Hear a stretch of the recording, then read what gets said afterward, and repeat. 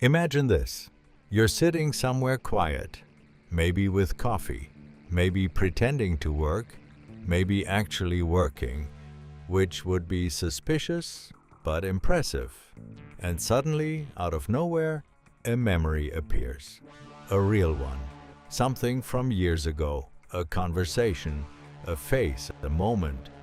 It feels clear, detailed, personal. It feels true. Oh yeah, I used to hang out on Mars. Now, here's the problem. There is a very high chance that what you just remembered did not happen the way you think it did. Not slightly off, not a little blurry around the edges, but fundamentally altered, rewritten, edited, possibly completely wrong. Oh yeah, I used to hang out on Mars. And the worst part? You have absolutely no way of knowing. Welcome to your memory, the system you trust the most and understand the least.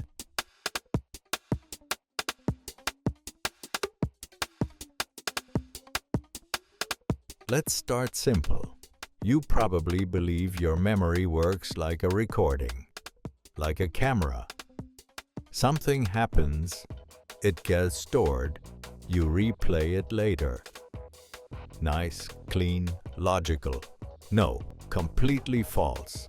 Your brain is not recording reality. It's reconstructing it every single time. That means when you remember something, you're not pulling out a file. You're rebuilding the experience from fragments, pieces, hints, emotions, context, and then your brain fills in the gaps, confidently, aggressively, with zero hesitation. It's like a storyteller who forgot half the story but refuses to admit it. Now here's where it gets interesting and slightly terrifying. Every time you remember something, you change it. Yes, you don't just recall memories, you rewrite them. Imagine opening a document, editing it slightly, saving it, and then forgetting that you edited it. Do that enough times, and you end up with a completely different story. But it still feels original, still feels real, still feels like truth. Because your brain doesn't keep track of versions. It just keeps the latest draft. Congratulations! You are running memory number 327, and you don't even know what version 1 looked like. Now, let's make it worse, or better. Depends on how much you enjoy existential discomfort. Your brain doesn't prioritize accuracy. It prioritizes usefulness. It asks, does this memory help you survive? Does it make sense of the world? Does it protect your identity? Oh yeah. If the answer is yes, even if it's wrong, especially if it's wrong, because sometimes the truth is inconvenient. So your brain edits it, softens it, or dramatically improves it. Let's be honest. In your memories, you're probably a slightly better version of yourself. A little smarter, a little quicker, a little less awkward. That one argument, you definitely had the perfect comeback. In real life, you said nothing and thought of it 3 days later in the shower. But your memory? Oh no, your memory fixed that. Now you're a legend. Now let's talk about something called false memories, which is a polite scientific term for your brain made something up and you believed it. People can remember events that never happened. Entire conversations, childhood moments, even emotional experiences that feel completely real. There are experiments where researchers simply suggest something and people later remember it, not vaguely, not uncertainly, but vividly, with details, with emotion, with absolute confidence, which raises a very uncomfortable question. How many of your memories are not real? Take your time. No rush. Just sit with that.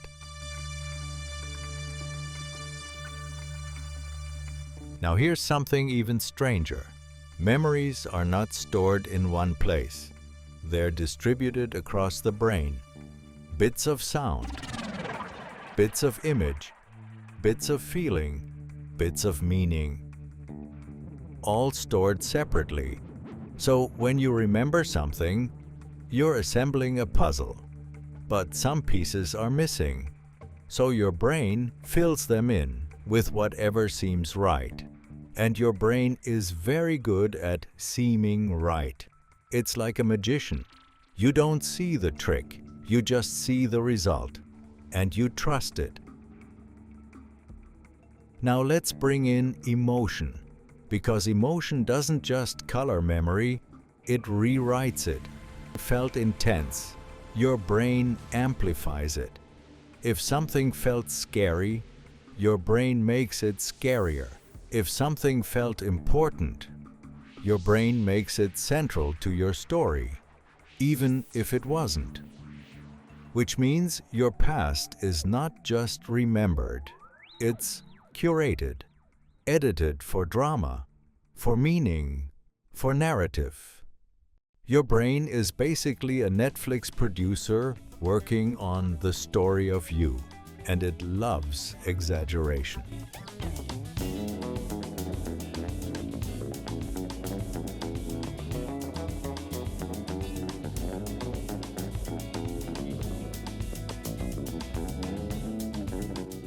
Now here's where things get slightly absurd. You think your memories define who you are. Your identity is built on your past, your experiences, your story. But if your memory is unreliable, then your identity is built on what exactly? A collection of approximations? A highlight reel with creative edits? A story that keeps changing? So who are you? The person who lived those moments, or the person who remembers them? Because those are not always the same. Now let's go deeper, because why not? What if memory is not about the past, but about the future? Think about it. Your brain uses memory to predict what will happen, to guide decisions, to avoid danger. So memory is less like a museum and more like a simulation tool. It's constantly adjusting, updating, optimizing, which means accuracy is optional. But usefulness, that's everything.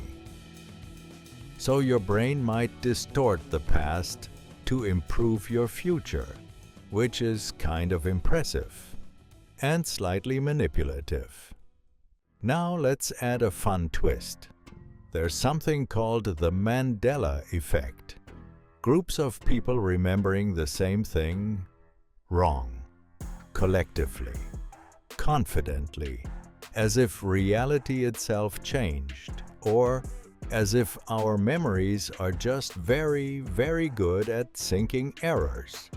Either way, it's weird and slightly unsettling, because if many people can remember the same false thing, then memory is not just unreliable individually, it's unreliable socially. We can agree on things that never happened. We can build shared illusions, which means history itself might be a little flexible. Now don't panic. Actually, panic a little. It keeps things interesting. But here's the part nobody talks about enough. Even though memory is unreliable, it works. You recognize people. You navigate the world. You learn. You adapt. So clearly, the system is doing something right. It's just not doing what you think it's doing. It's not preserving reality. It's constructing meaning. Now, let's go slightly darker. What if your happiest memories are not as happy as you think? What if your worst memories are worse than they actually were? What if your brain is constantly adjusting your past to maintain a certain version of you, to protect you, to justify your decisions, to keep your story consistent, which means your past is not fixed, it's alive, changing, evolving, just like you. Now here's the twist. This is not a bug, it's a feature, a perfectly designed system that sacrifices accuracy for adaptability, because a perfectly accurate memory system might actually be a disadvantage. Too much detail, too much truth, too much noise. You'd be overwhelmed, stuck in the past, unable to move forward. So your brain simplifies, compresses, edits, and yes, sometimes lies. Oh yeah, I used to hang out on Mars. But those lies help you function, help you grow, help you survive. Now let's step back for a second, because this might feel like everything is falling apart. Your memories aren't reliable. Your identity is flexible. Your past is negotiable. Great, very comforting. But here's another way to look at it. You are not trapped by your past, because your past is not fixed. It's dynamic, which means change is always possible. Reinterpretation is always possible. Growth is always possible, because the story is not finished. It's being written right now, in real time, and you are both the character and the editor. Now let's bring in a bit of humor before we all spiral.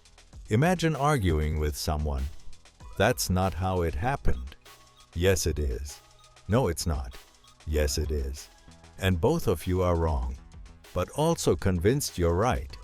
That's human interaction. A beautiful exchange of confident inaccuracies. Now imagine this on a global scale. History debates, cultural narratives, collective memory. Suddenly everything feels a little more flexible.